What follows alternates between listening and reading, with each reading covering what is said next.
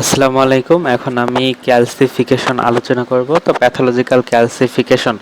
তো চলে আসি প্যাথোলজিক্যাল ক্যালসিফিকেশনটা কি। প্যাথোলজিক্যাল ক্যালসিফিকেশন হচ্ছে আমাদের যেই টিস্যু, যেই নর্মাল টিস্যু, এই নর্মাল টিস্যুতে যদি ক্যালসিয়াম ডিপোজিশন হয়, শুধু ক্যালসিয়াম না, ক্যালসিয়ামের সাথে আয়রন, ম্যাগনেসিয়ামের যেই সল্ট, ওটা যদি ডিপোজিশন হয় তাহলে টিস্যুটা ক্যালসিফাইড হয়ে যায়, ওটা হচ্ছে প্যাথোলজিক্যাল ক্যালসিফিকেশন। তো প্যাথোলজিক্যাল ক্যালসিফিকেশনের ডেফিনেশন হচ্ছে pathological calcification is the abnormal tissue deposition of calcium salt together with small amount of iron, magnesium and other mineral salt. তারপর আসে হচ্ছে টাইপস। প্যাথোলজিক্যাল ক্যালসিফিকেশনের টাইপস হচ্ছে মেনলি দুই প্রকার। একটা হচ্ছে ডিস্ট্রফিক ক্যালসিফিকেশন, আর একটা হচ্ছে মেটাস্ট্যাটিক ক্যালসিফিকেশন।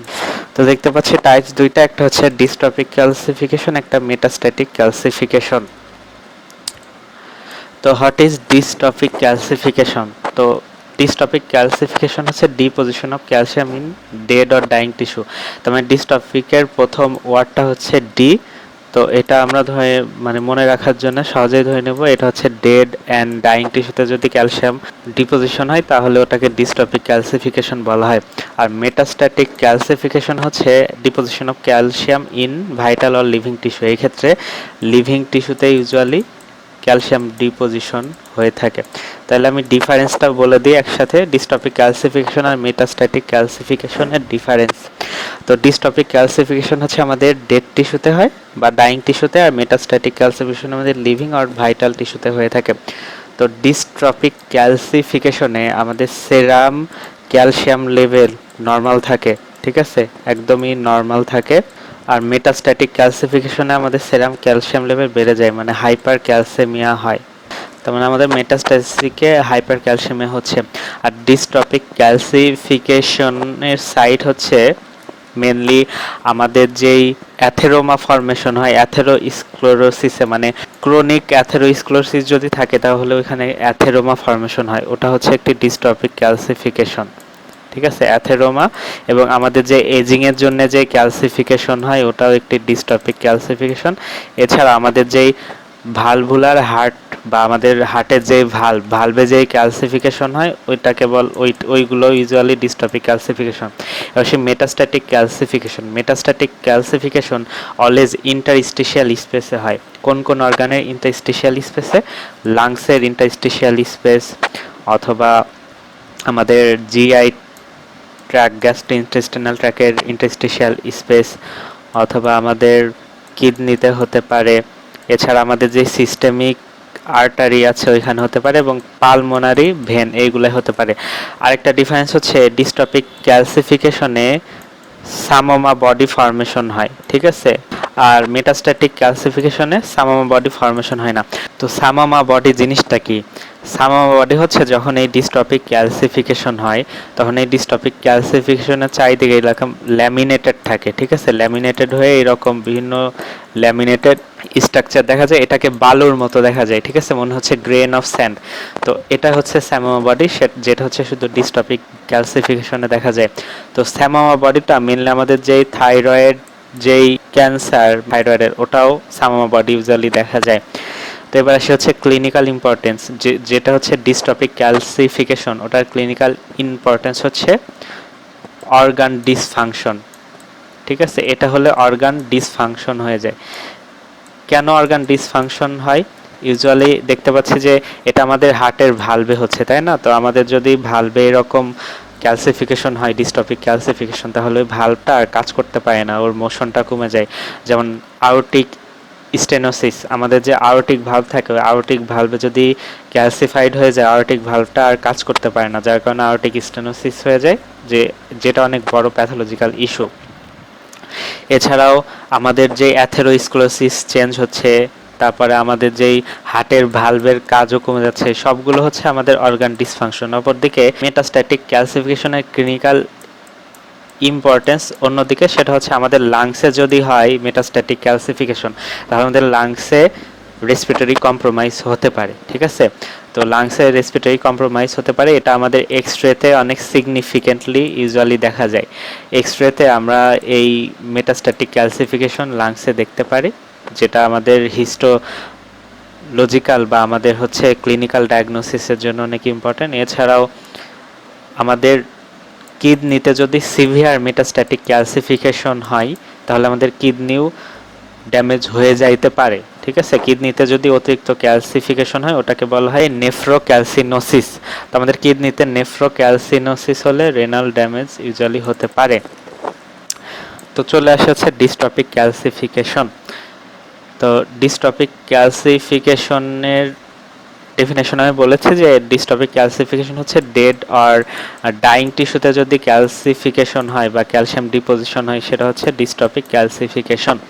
তো ডিস্ট্রপিক ক্যালসিফিকেশনটা যেটা হয় তার প্যাথোজেনেসিস কি, ঠিক আছে। প্যাথোজেনেসিস হচ্ছে এটা আমাদের হচ্ছে দুইটা ফেজ নিয়ে গঠিত, একটা হচ্ছে ইনিশিয়াল ফেজ আর একটা হচ্ছে প্রোপাগেশন ফেজ, ঠিক আছে, প্রোপাগেশন ফেজ। তো যেটা হচ্ছে ইনিশিয়েশন বা ইনিশিয়াল ফেজ ওইখানে হচ্ছে আমাদের ক্যালসিয়াম ডিপোজিট হয়ে মাইক্রো ক্রিস্টাল ফর্মেশন করে, মাইক্রো ক্রিস্টাল, ঠিক আছে। এই মাইক্রো ক্রিস্টালটা মেনলি হচ্ছে ক্যালসিয়াম এবং ফসফেট ক্রিস্টাল, ক্যালসিয়াম এবং ফসফেট ক্রিস্টাল। প্রোপাগেশনে হচ্ছে এই মাইক্রো ক্রিস্টালটা পরবর্তীতে বড় ক্রিস্টাল হয়ে যায়, ঠিক আছে, ক্রিস্টাল ফর্মেশন হয়। তো চলে আসে যে এই মাইক্রো ক্রিস্টাল ইউজুয়ালি আমাদের ইন্ট্রাসেলুলার এক্সট্রাসেলুলার বোথ জায়গায় ফর্মেশন হতে পারে। এক্সট্রা সেলুলারলি ইউজুয়ালি আমাদের হচ্ছে যেসব মেমব্রেন বাউন্ড ভেসিকাল আছে ওই সব মেমব্রেন বাউন্ড ভেসিকালে হয়ে থাকে, আর ইন্ট্রাসেলুলারই আমাদের মাইটোকন্ড্রিয়াতে হয়ে থাকে। তো মাইটোকন্ড্রিয়াও কিন্তু একটি মেমব্রেন বাউন্ড অর্গানালিস। তো দেখতে পাচ্ছি এই ডিস্ট্রপিক ক্যালসিফিকেশন অলওয়েজ আমাদের মেমব্রেন বাউন্ড অর্গানালিসে হয়ে থাকে বা সাইটোপ্লাজমিক মেমব্রেনে হয়ে থাকে। তাহলে এক্সট্রা সেলুলারি এরা হচ্ছে মেমব্রেন বাউন্ড যে ভেসিকলে হয়ে থাকে, আর ইন্টারসেলুলারি এরা মাইটোকন্ড্রিয়াতে হয়ে থাকে। তো মাইটোকন্ড্রিয়াতে কেন হয়, মাইটোকন্ড্রিয়া যখন ইনজুরি হয়, সিভিয়ার ইনজুরি, মাইটোকন্ড্রিয়া তার যে ক্যালসিয়াম চ্যানেল ওটা মেনটেন করতে পারে না, মানে ক্যালসিয়াম হোমিওস্ট্যাটিস আর মেনটেন করতে পারে না, যার কারণে মাইটোকন্ড্রিয়া ক্যালসিফাইড হয়ে যায়। এবার সে প্রোপাগেশন ফেজে কি হয়, এই মাইক্রো ক্রিস্টালে ফর্মেশন হয় বড় আকারে, দেন এই ক্রিস্টালটা এই মেমব্রেন যেটা থাকে মেমব্রেন ডিস্টার্ব করে বাইরে চলে আসে, ঠিক আছে। তো এবার আসে হচ্ছে মেন প্যাথোজেনেসিস, যে এক্সট্রাসেলুলার ইন্টারসেলুলার যে ক্যালসিয়াম ডিপোজিশন ওটা কিভাবে হচ্ছে। প্রথমে জলে ডিস্ট্রপিক ক্যালসিফিকেশনে আমাদের হচ্ছে একটি মাইক্রো ক্রিস্টাল ফর্মেশন হয়, মেনলি মাইক্রো ক্রিস্টাল ফর্মেশন হয়। তো এই মাইক্রো ক্রিস্টালটা কিভাবে ফর্মেশন হয়, মাইক্রো ক্রিস্টালটা ফর্মেশন হয় মেনলি আমাদের ক্যালসিয়াম এবং ফসফেটের মাধ্যমে, ঠিক আছে। তো এই ক্যালসিয়াম ফসফেটের মাধ্যমে কিভাবে, প্রথমে যখন ক্যালসিয়াম আসে, ক্যালসিয়াম আমাদের মেমব্রেনের যে ফসফোলিপিড থাকে, এটা হচ্ছে সেল মেমব্রেন, এখানে হচ্ছে আমাদের ফসফোলিপিড আছে, ঠিক আছে। এই ক্যালসিয়াম এসে এই ফসফোলিপিডের সাথে বাইন্ড করে। অপরদিকে আমাদের এই সেল মেমব্রেনের ফসফোলিপিডে কিছু ফসফেটেজ এনজাইম থাকে, ওই ফসফেটেজ এনজাইম আবার ফসফেট প্রডিউস করে, ঠিক আছে, ফসফেট। তো এই ক্যালসিয়ামটা ইউজুয়ালি এই ফসফোলিপিডের সাথে বাউন্ড করে সেল মেমব্রেনের, এবং ফসফেট থাকে, ফসফেটটা যেটা ফসফেটেজ এনজাইমের মাধ্যমে প্রডিউস হচ্ছে ওই ফসফেটের সাথে বাইন্ড করে। তো ক্যালসিয়াম আমাদের সেল মেমব্রেনেরই না, আমাদের ইন্টারসেলুলার অর্গানাইজ যেমন মাইটোকন্ড্রিয়া ওর যেই সেল মেমব্রেন থাকে ওটার ফসফোলিপিডের সাথে বাইন্ড করে। তো বাইন্ড করার ফলে একটি ক্যালসিয়াম ফসফেট কমপ্লেক্স ফর্মেশন হয়। এই ক্যালসিয়াম ফসফেট কমপ্লেক্স একটা হয় না, রিপিটেডলি অনেকগুলো ক্যালসিয়াম ফসফেট প্রডিউস হতে থাকে, মানে ক্যালসিয়াম এই ফসফোলিপিডের সাথে ফসফেটের সাথে বাইন্ড করতেই থাকে, করতে করতে অনেকগুলো এরকম ক্যালসিয়াম ফসফেট গেদার করে এদের কিছু মরফোলজিক্যাল চেঞ্জ হয়ে একসাথে অনেকগুলো হয়ে মাইক্রো ক্রিস্টাল ইউজুয়ালি ফর্মেশন করে। তো এই মাইক্রো ক্রিস্টালটাই পরবর্তীতে প্রোপাগেট হয়ে বড় ক্রিস্টাল হয়ে এটা ইউজুয়ালি তার প্যাথোজেনেসিস করে থাকে, ঠিক আছে, মেমব্রেন ডিস্টার্ব করে বাইরে বের হয়ে আসে। এবারে সেই এই ডিস্ট্রপিক ক্যালসিফিকেশনের সাইট আমি আগেই বললাম যে ডিস্ট্রপিক ক্যালসিফিকেশন ইউজুয়ালি আমাদের যেই অ্যাথেরোমা আছে, অ্যাথেরোস্ক্লেরোটিক যেই চেঞ্জ ওইখানে হয়। এছাড়া আমাদের এজিংয়ের জন্য হতে পারে, ভালভুলার হার্ট ডিজিজের জন্য হতে পারে। এছাড়াও আমাদের যেই নেক্রোসিস, ঠিক আছে, নেক্রোসিসে যেই ক্যালসিফিকেশনটা হয় সেটা হচ্ছে এই ডিস্ট্রফিক ক্যালসিফিকেশন। তো আমাদের কোয়াগুলেটিভ নেক্রোসিস, ক্যাজিয়াস নেক্রোসিস বা লিকুইফেক্টিভ নেক্রোসিস, ইভেন এনজাইমেটিক যে ফ্যাট নেক্রোসিস আছে, এনজাইম ফ্যাট নেক্রোসিসের যে ফোকাসটা থাকে ফোকাল, ওইখানেও আমাদের ডিস্ট্রফিক ক্যালসিফিকেশন হতে পারে। এছাড়া আমাদের যেই টিউবারক্লোসিস হয়, টিউবারক্লোসিসে যেই লিম্ফ নোডস থাকে, এই টিউবারক্লোসিসের এই লিম্ফ নোডসটা ক্যালসিফিকেশন হয়ে মানে ডিস্ট্রফিক ক্যালসিফিকেশন হয়ে স্টোনে কনভার্ট হতে পারে। ঠিক আছে, এটা স্টোনে কনভার্ট হতে পারে। তো এবার আসে হচ্ছে মরফোলজি, ডিস্ট্রফিক ক্যালসিফিকেশনের মরফোলজি। তো ডিস্ট্রফিক ক্যালসিফিকেশন ইউজুয়ালি আমাদের গ্রস মাইক্রোস্কোপিতে একরকম দেখা যায়, আর আমাদের হচ্ছে আলটা স্ট্রাকচারই মানে হিস্টোলজিক্যালি আর এক রকম দেখা যায়। বা সেই মরফোলজিক্যালি কেমন দেখা যায়, তো গ্রস মানে খালি চোখে যেটা দেখি সেটা আমরা দেখতে পারি এটা ফাইন, ঠিক আছে, খালি চোখে ফাইন দেখতে পারি। এছাড়াও হোয়াইট গ্রানিউলস দেখা যায়, হোয়াইট গ্রানিউলস। তো হোয়াইট গ্রানিউলসই যে সবসময় দেখা যায় তা না, হোয়াইট গ্রানিউলস বা ক্লাম্পও মাঝে মধ্যে দেখা যায় এগুলোকে। এছাড়াও এরা হচ্ছে গ্রিটি ডিপোজিশন তৈরি করে, মানে হচ্ছে আমরা যদি হাত দিই তাহলে এটা গ্রিটি ডিপোজিশন দেখা যায়। এছাড়াও স্টোনের মতো হতে পারে, যেমন আমি আগে বলেছি যে টিউবারক্লোসিসের লিম্ফ নোডসটা স্টোনের মতো হয়ে যায়, তো স্টোনের হতে পারে। এবার সেই হিস্টোলজিক্যাল ফিচার, তো হিস্টোলজিক্যাল ফিচারে নর্মাল ক্যালসিফিকেশন আমরা হেমাটক্সিলিন অ্যান্ড ইউসিনোফিলিক যে স্টেনিং, হেমাটক্সিলিন অ্যান্ড ইউসিনোফিলিক স্টেনিং করলে ওটা আমরা ব্যাজোফিলিক দেখি। ঠিক আছে, ব্যাজোফিলিক ইউজুয়ালি দেখা হয়, কারণ ক্যালসিয়ামটা হচ্ছে একটা ব্যাজোফিলিক।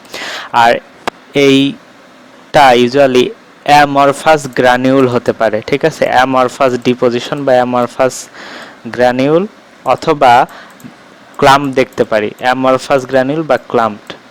এছাড়া আমরা হচ্ছে এই ক্যালসিফিকেশনটা এক্সট্রা সেলুলার এবং ইন্ট্রাসেলুলার বোথ কম্পার্টমেন্টে দেখতে পারি। আর এই ক্যালসিফিকেশনের সেন্ট্রালে মানে যেখানে ক্যালসিফিকেশন হবে সেখানে হেটারোট্রফিক বোন ফর্মেশনও আমরা দেখতে পারি। ঠিক আছে, হেটারোট্রফিক একটি বোনও আমরা দেখতে পারি, এটা অনেক ইম্পর্টেন্ট একটি পয়েন্ট। তো হেটারোট্রফিক বোন দেখতে পারি। এছাড়াও আমরা সামোমা বডি দেখতে পারি। ঠিক আছে, সামোমা বডি দেখতে পারি। তো সামামা বডি জিনিসটা কি? সামামা বডি হচ্ছে যখন ক্যালসিফিকেশন হয় তখন এই সেল মেমব্রেন যে আউটার লেয়ার ওইগুলো এরকম ল্যামিনেটেড হয়ে যায়। ঠিক আছে, এরকম ল্যামিনেটেড হয়ে যায়, এরকম ল্যামিনেটেড হয়ে যায়। ঠিক আছে, ল্যামিনেটেড। তো এটা আমাদের মনে হয় যে গ্রেন অফ স্যান্ড, মনে হয় স্যান্ডের কিছু গ্রেন, হেমাটক্সিলিন অ্যান্ড ইউসিনোফিলিক স্টেনিং, এই জন্য এটাকে সামোমা বডি বলা হয়। তো এই সামোমা বডিটা আমাদের যেই থাইরয়েড ক্যান্সার, মেনলি থাইরয়েড যে প্যাপিলারি ক্যান্সার, এই প্যাপিলারি ক্যান্সারেও আমাদের এই সামোমা বডি আমরা পেয়ে থাকি, থাইরয়েডের প্যাপিলারি ক্যান্সারে। এছাড়াও আরও কিছু হিস্টোলজিক্যাল স্ট্রাকচার আমরা পেয়ে থাকি, যেমন এই ডিস্ট্রফিক ক্যালসিফিকেশন মেনলি একটি ছোট ক্রিস্টাল থেকে ফর্মেশন হয়। ছোট ক্রিস্টালটা থেকে আস্তে আস্তে ওইখানে ক্যালসিয়াম ডিপোজিশন হতে হতে হতে হতে বড় একটা ক্রিস্টাল ফর্মেশন করে। ঠিক আছে, তো এই ছোট যেই ক্যালসিয়াম ক্রিস্টাল, এটা নেক্রোসিসও হতে পারে, মানে দেখতে পাচ্ছি একটা নেক্রোসিস আস্তে আস্তে ক্যালসিফাইড হয়ে এরকম ডিস্ট্রফিক ক্যালসিফিকেশন তৈরি করতেছে। এছাড়া আমরা লাংসের ক্ষেত্রে আরেকটা হিস্টোলজিক্যাল স্ট্রাকচার দেখতে পারি, সেটা হচ্ছে অ্যাসবেস্টোসিসের ক্ষেত্রে। তো অ্যাসবেস্টোস যখন লাংসের ডিপোজিশন হয়, অ্যাসবেস্টোসের সাথে কিছু আয়রনও ইউজুয়ালি ডিপোজিশন হয়। ঠিক আছে, তো অ্যাসবেস্টোস ক্যালসিয়াম এবং আয়রন কি করে লাংসে এইরকম সুচালু স্ট্রাকচার ফর্মেশন করে। ঠিক আছে, লাংসের মধ্যে। তো এই জন্য লাংসকে ইউজুয়ালি এক্সোটিক এবং বিডেড ডাম্পড অ্যাপিয়ারেন্স দেখা যায়। তো এইগুলো যখন বাইরের দিকে কম্প্রেশন করে এরকম, তখন লাংসকে ইউজুয়ালি এরকম এক্সোটিক মানে বাইরের দিকে বের হয়ে আসছে, এবং বিডেড ডাম্পড অ্যাপিয়ারেন্স মানে পুতির মালার মতো এই ডাম্পড অ্যাপিয়ারেন্স ইউজুয়ালি দেখা যায়। তো এই ডিস্ট্রফিক ক্যালসিফিকেশনটা অলওয়েজ ক্রিস্টালাইন ফর্মে থাকে, মানে যে ক্যালসিফিকেশনটা হয় সেই ক্যালসিফিকেশনটা অলওয়েজ ক্রিস্টালাইন ফর্মেশনে থাকে, এটাকে বলা হয় অ্যাপাটাইট ফর্ম। ঠিক আছে, অ্যাপাটাইট ফর্ম। তো আমরা দেখতে পাচ্ছি dystrophic calcification always crystalline calcification হয় এবং সেটা অ্যাপাটাইট ফর্মেশনে থাকে। তো অ্যাপাটাইট ফর্মটা হচ্ছে আমাদের বোনের যে হাইড্রোক্সি অ্যাপাটাইট থাকে ওই হাইড্রোক্সি অ্যাপাটাইটের মতো। ঠিক আছে, হাইড্রোক্সি অ্যাপাটাইটের মতো। তো এখানে আমরা অ্যাপাটাইট পাচ্ছি, বাট আমরা যখন ওই মেটাস্ট্যাটিক ক্যালসিফিকেশন পাই, মেটাস্ট্যাটিক ক্যালসিফিকেশনে কিন্তু আর অ্যাপাটাইট পাই না। এটা হচ্ছে একটা ডিফারেন্স বলা যায়, যে ডিস্টপিকে আমরা অ্যাপাটাইট অ্যান্ড ক্রিস্টালাইন পাচ্ছি, বাট আমরা হচ্ছে যেটা মেটাস্ট্যাটিক ওইখানে কিন্তু ক্রিস্টালাইন নাও পাইতে পারি, নন ক্রিস্টালাইন অ্যান্ড হাইড্রোক্সি অ্যাপাটাইট পাবো। তো এখানে যে দেখতে পাচ্ছি যে হিমোটক্সিলিন অ্যান্ড ইউসিনোফিলিক স্টেইনিংয়ে এইখানে যে ছোট ছোট ছোট ছোট বালুর মতো গ্রেইন দেখা যাচ্ছে, ঠিক আছে, এগুলোই স্যামোমা বডি ইউজুয়ালি। তো এটা ইউজুয়ালি একটি লিভারের হিস্টোলজিক্যাল স্ট্রাকচার। লিভারে হিমাসিডেরিন গ্রানিউলস আমরা দেখতে পাচ্ছি, যে হিমোসিডেরিন গ্রানিউলস এগুলো ইউজুয়ালি সামামা বডি দেখা যায় আশেপাশে। এছাড়াও এগুলো ইউজুয়ালি আমরা দেখতে পাচ্ছি ফাইন কালার, মানে fine and golden brown colour, usually সবগুলো গোল্ডেন ব্রাউন। আবার দিকে আমরা রাইট সাইডের এটা দেখতে পাচ্ছি, এটা হচ্ছে করা পার্সিয়ান ব্লু রিয়াকশানে। পার্সিয়ান ব্লু রিয়াকশানে যে আয়রনগুলো ব্লুইশ কালার দেখা যাচ্ছে, সবগুলো আয়রন ডিপোজিশন। এইখানে স্যামোমা বডি দেখা যাচ্ছে, এই যেমন হচ্ছে বালুর মতো গ্রেইন, ঠিক আছে। তো এই যে এইখানে আমরা হচ্ছে ডিস্টপিক ক্যালসিফিকেশন দেখতে পাচ্ছি আয়োটিক ভালভে। আয়োটিক ভালভে মানে ভালভুলার হার্ট ডিজিজ মেনলি। আয়োটিক ভালভে যে আয়োটিক স্টেনোসিস করে ফেলছে, যেটা হচ্ছে সেমিনুনাল ভালভ, ওটা যে এখানে ক্যালসিয়াম ডিপোজিশন হয়, এখানে ক্যালসিয়াম ডিপোজিশন, এই ভালভটা পুরো একদম ছোট করে ফেলছে, ন্যারো, ঠিক আছে। তো এবার আসে হচ্ছে মেটাস্ট্যাটিক ক্যালসিফিকেশন। তো মেটাস্ট্যাটিক ক্যালসিফিকেশনে ইউজুয়ালি আমাদের সেরাম ক্যালসিয়াম লেভেলটা অনেক বেড়ে যায়, মানে হাইপার ক্যালসিয়ামিয়া হয়ে যায়। আর মেটাস্ট্যাটিক ক্যালসিফিকেশন অলওয়েজ আমাদের ভাইটাল এবং লিভিং টিস্যুতে হয়, যেমন আমাদের লাংসে হয়, আমাদের জিআই ট্র্যাকে হয়, আমাদের কিডনিতে হয়, আমাদের সিস্টেমিক আর্টারিয়াতে হয়, তারপর পালমোনারি ভেনে ইউজুয়ালি হয়ে থাকে। তো মেটাস্ট্যাটিক ক্যালসিফিকেশনের কজ কি? মেটাস্ট্যাটিক ক্যালসিফিকেশনের কজ হচ্ছে অনেকগুলো কজ আছে, তার মধ্যে প্রথম কজ হচ্ছে ইনক্রিজ প্যারাথাইরয়েড হরমোন। আমাদের যদি প্যারাথাইরয়েড হরমোন সিক্রেশনটা বেড়ে যায় তাহলে হাইপার ক্যালসিমিয়া হয়ে মেটাস্ট্যাটিক ক্যালসিফিকেশন হতে পারে। তো প্যারাথাইরয়েড হরমোন কখন বাড়ে? প্যারাথাইরয়েড হরমোন যখন প্যারাথাইরয়েড গ্ল্যান্ডসের টিউমার হয়, মানে প্যারাথাইরয়েড টিউমার হয়। এছাড়াও ম্যালিগন্যান্ট টিউমার হচ্ছে কোথাও, মানে আমাদের প্যারাথাইরয়েড গ্ল্যান্ডে হচ্ছে না, প্যারাথাইরয়েডের বাইরে ম্যালিগন্যান্ট টিউমার হচ্ছে, যেই ম্যালিগন্যান্ট টিউমার থেকে প্যারাথাইরয়েড লাইক প্রোটিন রিলিজ হচ্ছে, ঠিক আছে। মানে কিছু প্যারাথাইরয়েড গ্ল্যান্ডের বাইরে একটোপিক ম্যালিগন্যান্ট টিউমার হচ্ছে, ওই একটোপিক ম্যালিগন্যান্ট টিউমার কিছু প্রোটিন রিলিজ করতেছে, যেগুলো প্যারাথাইরয়েড হরমোনের মতো কাজ করে ব্লাড ক্যালসিয়াম বাড়াই দিচ্ছে, হাইপার ক্যালসিয়ামে হয়ে যাচ্ছে। সেকেন্ড পয়েন্ট হচ্ছে ডিস্ট্রাকশনস অফ দি বোন, ঠিক আছে। বোন ডিস্ট্রাকশন হয়েও আমাদের মেটাস্ট্যাটিক ক্যালসিফিকেশন হতে পারে। তো বোন ডিস্ট্রাকশন হয় অনেকগুলো কারণে। মেন কারণ হচ্ছে primary tumour of the bone marrow, primary tumour of bone marrow. তো primary tumour of bone marrow usually দুইটা ক্ষেত্রে হয়, একটা হচ্ছে মাল্টিপল মাইলোমা আর একটা হচ্ছে লিউকেমিয়া। এই ক্ষেত্রে আমাদের বোন ম্যারোতে প্রাইমারি টিউমার হয়, এই ক্ষেত্রে আমাদের বোন ডিস্ট্রাকশন হয়ে মেটাস্ট্যাটিক ক্যালসিফিকেশন হতে পারে। এছাড়াও আমাদের মেটাস্টেসাইডস বোন টিউমার বা মেটাস্টেসাইজড স্কেলেটাল টিউমারের জন্য হতে পারে, মেটাস্টেসাইড স্কেলেটাল টিউমারের জন্য হতে পারে, যেমন হচ্ছে ব্রেস্ট টিউমার, ঠিক আছে। আমাদের ব্রেস্ট টিউমার অলওয়েজ বোনসে মেটাস্টেসাইজড হয়, তখন ওইটা বোনস ডিস্ট্রাকশন করে দেয়, ব্লাড ক্যালসিয়াম লেভেল বেড়ে যায়, মেটাস্ট্যাটিক ক্যালসিফিকেশন হয়ে যায়। এছাড়া আমাদের অ্যাক্সেলারেট বোন টিউমার হতে পারে, ঠিক আছে, অ্যাক্সেলারেট বোন টিউমার। তো অ্যাক্সেলারেট বোন টিউমার ইউজুয়ালি আমাদের প্যাগেটস ডিজিজে হয়ে থাকে, ঠিক আছে। তো প্যাগেটস ডিজিজেও আমাদের মেটাস্ট্যাটিক ক্যালসিফিকেশন হতে পারে। এছাড়া ইমমোবিলাইজেশনের কারণে আমাদের এই বোন ডিস্ট্রাকশন হয়ে আমাদের মেটাস্ট্যাটিক ক্যালসিফিকেশন হতে পারে, মানে বোনসটা অনেক দিন ধরে ইমোবিলাইজড আছে, তাহলে বোনসটা আস্তে আস্তে ক্ষয় হয়ে আমাদের হাইপার ক্যালসিমিয়া করে দেয়, যার কারণে আমাদের মেটাস্ট্যাটিক ক্যালসিফিকেশন হতে পারে। 3 নাম্বার হচ্ছে ভিটামিন ডি রিলেটেড ডিসঅর্ডার, ঠিক আছে, ভিটামিন ডি রিলেটেড ডিসঅর্ডার। তো vitamin D related disorder usually আমাদের অনেক ক্ষেত্রে হতে পারে, যেমন ভিটামিন ডি ইনটক্সিকেশনে আমাদের ভিটামিন ডি রিলেটেড ডিসঅর্ডার হতে পারে, যার কারণে মেটাস্ট্যাটিক ক্যালসিফিকেশন হতে পারে। এছাড়াও সার্কোইডোসিসে আমাদের মেটাস্ট্যাটিক ক্যালসিফিকেশন হতে পারে। তো সার্কোইডোসিসে কি হয়? সার্কয়েডোসিসে ইউজুয়ালি আমাদের যে মাইটোকন্ড্রিয়া থাকে ওই মাইটোকন্ড্রিয়া একটু ভিটামিন ডি প্রিকারসার রিলিজ করে, যার কারণে ভিটামিন ডি এর পরিমাণ বেড়ে আমাদের মেটাস্ট্যাটিক ক্যালসিফিকেশন হয়। এছাড়াও আরেকটা ডিজিজে হতে পারে ভিটামিন ডি রিলেটেড ডিসঅর্ডার, সেটা হচ্ছে উইলিয়ামস সিনড্রোম। তো উইলিয়ামস সিনড্রোমটা কি? উইলিয়ামস সিনড্রোম ইউজুয়ালি বাচ্চাদের হয়ে থাকে।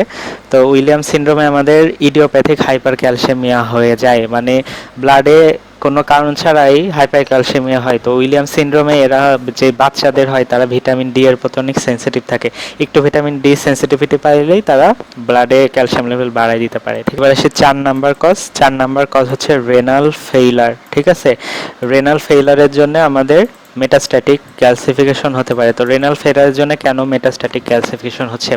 যখন রেনাল ফেইলার হয় তখন রেনাল থেকে আমাদের ফসফেটটা আর বের হতে পারে না, তখন ফসফেটটা আমাদের বডিতে ইউজুয়ালি রিটেনশন হয়। তো বডিতে যখন ফসফেটের পরিমাণ বেড়ে যায়, ফসফেটটা গিয়ে আমাদের যে প্যারাথাইরয়েড গ্ল্যান্ড ওইখান থেকে প্যারাথাইরয়েড হরমোন স্টিমুলেশনটা বাড়িয়ে দেয়, যার কারণে প্যারাথাইরয়েড হরমোন সিক্রেশন বেড়ে যায় এবং ব্লাডে আলটিমেটলি ক্যালসিয়ামের পরিমাণও বেড়ে গিয়ে হাইপার ক্যালসিয়ামিয়া হয়ে মেটাস্ট্যাটিক ক্যালসিফিকেশন হয়। তো রিনাল ফেইলারের জন্য যে ফসফেট বের হচ্ছে ওটা যখন প্যারাথাইরয়েড গ্ল্যান্ডকে স্টিমুলেশন করতেছে, এটাকে বলা হয় সেকেন্ডারি প্যারাথাইরয়েডিজম। তো এই জন্য কিন্তু আমাদের ক্যালসিয়াম বেড়ে যাচ্ছে। 5 নাম্বার কজ হচ্ছে লেস কমন কজ। ঠিক আছে, বা আদার কিছু কজ আছে। লেস কমন কজের মধ্যে দুইটা আছে, একটা হচ্ছে অ্যালুমিনিয়াম ইনটক্সিকেশন, আরেকটা হচ্ছে মিল্ক অ্যালকালি সিনড্রোম। তো অ্যালুমিনিয়াম ইনটক্সিকেশন কাদের হয়? অ্যালুমিনিয়াম ইনটক্সিকেশন যারা হচ্ছে ক্রনিক কিডনি ডায়ালাইসিস বা ক্রনিক রেনাল ডায়ালাইসিস নিচ্ছে তাদের এই অ্যালকালাইন ইনটক্সিকেশনের জন্য মেটাস্ট্যাটিক ক্যালসিফিকেশন হতে পারে। এছাড়া milk alkali syndrome, milk alkaline সিনড্রোমটা আসলে কি? মিল্ক অ্যালকালি সিনড্রোম হচ্ছে কোনো পার্সন যদি ক্যালসিয়াম বেশি ইনটেক করে প্লাস ক্যালসিয়ামের সাথে মিল্ক বা ক্যালসিয়াম কার্বনেট খায়, তো মিল্ক এবং ক্যালসিয়াম কার্বনেটের কারণে ক্যালসিয়ামের অ্যাবজর্পশন আবার বেড়ে যায়, তো আলটিমেটলি ব্লাডে ক্যালসিয়ামের পরিমাণও বেড়ে যাচ্ছে। ঠিক আছে, তো মিল্ক অ্যালকালি সিনড্রোম হচ্ছে যারা ক্যালসিয়াম সাথে সাথে মিল্ক এবং ক্যালসিয়াম কার্বনেট খায় তাদের ব্লাডে ক্যালসিয়াম বেড়ে গিয়ে এই মেটাস্ট্যাটিক ক্যালসিফিকেশন হতে পারে। এবার আসি হচ্ছে প্যাথোজেনেসিস। ঠিক আছে, প্যাথোজেনেসিস কেন এই আমাদের মেটাস্ট্যাটিক ক্যালসিফিকেশন হচ্ছে? তো প্যাথোজেনেসিস হচ্ছে আমাদের যেই সব অর্গানে মেটাস্ট্যাটিক ক্যালসিফিকেশন হয়, যেমন হচ্ছে আমাদের লাংসে হচ্ছে, জিআই ট্র্যাকে হচ্ছে, আমাদের কিডনিতে হচ্ছে, তো তারপরে হচ্ছে সিস্টেমিক আর্টারিওলে হচ্ছে, পালমোনারি ভেনে হচ্ছে, ওইগুলোতে কি হয়? ওইগুলো ইউজুয়ালি ন্যাচারালি তারা হচ্ছে অ্যাসিড রিলিজ করে, ন্যাচারালি তারা হচ্ছে অ্যাসিড সিক্রেশন করতে পারে। তো তারা যেহেতু ন্যাচারালি অ্যাসিড রিলিজ করে এই জন্য তাদের ইন্টারস্টিশিয়াল স্পেসে একটি অ্যালকালাইন কম্পার্টমেন্ট থাকে। ঠিক আছে, অ্যালকালাইন কম্পার্টমেন্ট থাকে। তো দেখা যাচ্ছে তারা যেহেতু অ্যাসিড রিলিজ করতেছে তাদের ইন্টারস্টিশিয়াল স্পেসে একটি অ্যালকালাইন কম্পার্টমেন্ট ইউজুয়ালি থাকবে। তো অ্যালকালাইন কম্পার্টমেন্টের জন্যেই এই ক্যালসিফিকেশনটা প্রিডিসপোজড হয়, মানে ক্যালসিফিকেশনটা অনেক তাড়াতাড়ি হয়। এবার সে মরফোলজি ইউজুয়ালি আমি যে ডিস্টপিক ক্যালসিফিকেশন বললাম ওই ডিস্টপিক ক্যালসিফিকেশনের মতোই, বাট এখানে এক্সেপশন হচ্ছে এটা নন ক্রিস্টালাইনও হতে পারে। ঠিক আছে, এই ক্যালসিফিকেশনটা নন ক্রিস্টালাইনও হতে পারে এবং এটা হচ্ছে হাইড্রোক্সি অ্যাপাটাইট ফর্মে থাকতে পারে, হাইড্রোক্সি অ্যাপাটাইট ফর্ম। তো এই মেটাস্ট্যাটিক ক্যালসিফিকেশনের কিছু ডিসঅ্যাডভান্টেজ আছে, মানে 3টা অর্গানে metastatic calcification severe pathological condition তৈরি করে, যেমন আমাদের কিডনিতে করতে পারে, আমাদের লাংসে করতে পারে, আমাদের সিস্টেমিক আর্টারিওলসে করতে পারে। তো কিডনিতে যখন করে কিডনি ড্যামেজ হতে পারে বা কিডনি ফেইলার হতে পারে। ঠিক আছে, কিডনি ফেইলার হতে পারে। লাংসে যখন পড়ে তখন রেসপিরেটরি ডেফিসিট হতে পারে বা রেসপিরেটরি কম্প্রোমাইজ হতে পারে। ঠিক আছে, অপরদিকে সিস্টেমিক আর্টারিওলসে বা আর্টারিতে যখন করে তখন ব্লাড সাপ্লাই অবস্ট্রাকশন হয়ে আলটিমেটলি ইস্কেমিয়া ফর্মেশন হতে পারে। এবার সে ভ্যাকুলার ডিজেনারেশন কাকে বলে? ভ্যাকুলার ডিজেনারেশন ইউজুয়ালি একটা ট্র্যাডিশনাল টার্ম যেটা অনেক আগে ইউজ করা হতো। তো ভ্যাকুলার ডিজেনারেশন মানে একটি সেল সাইজে বড় হয়ে যাচ্ছে, সোয়েলিং হয়ে যাচ্ছে, এটাই ভ্যাকুলার ডিজেনারেশন। ইউজুয়ালি একটা সেলের মেমব্রেনে কিছু চ্যানেল থাকে, আমরা জানি এনার্জি ডিপেন্ডেন্ট চ্যানেল, যেগুলো ইলেকট্রোলাইটস এবং ফ্লুইড হোমিওস্ট্যাসিস মেনটেন করে। তো এই চ্যানেলগুলো যদি ডিস্টার্বড হয়ে যায় সেলের মধ্যে অনেক ফ্লুইড জমা হয়ে সেলটা সোয়েলিং হয়ে যায়, তখন ওটাকে ইউজুয়ালি ভ্যাকুলার ডিজেনারেশন বলা হতো আগে। তো that's all about calcification. Thank you.